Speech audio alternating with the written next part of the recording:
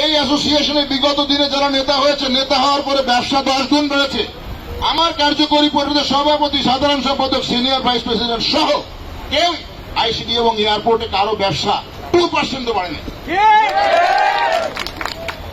আমি বিশ্বাস করি এই কার্যকরী পরিষদ ব্যবসা করার জন্য নেতাগিরি করতে আসে নাই, আল্লাহর ওয়াস্তে আল্লাহর বান্দার সেবা করতে আসছে নিঃস্বার্থভাবে। আমার এখানে এক কাপ চায়ের দুর্নীতিও আমার জ্ঞাতসারে কেউ করতে পারেনি এবং পারবে না ইনশাল্লাহ, যতদিন আমরা জীবিত থাকব। আমাদের শেষ রক্তবিন্দু দিয়ে আমরা চেষ্টা করবো এই অ্যাসোসিয়েশনকে স্বপ্নের শিখরে নিয়ে যাওয়ার জন্য। ইতিমধ্যেই আমরা অনেকগুলো কাজ করেছি, বাকি কাজ প্রক্রিয়াধীন আছে। আমাদের প্রতিশ্রুতি আপনাদের কাছে 3 বছরের জন্য যা ছিল সেটা আমরা পুঙ্খানুভাবে শেষ করেছি, আগামীতে করব।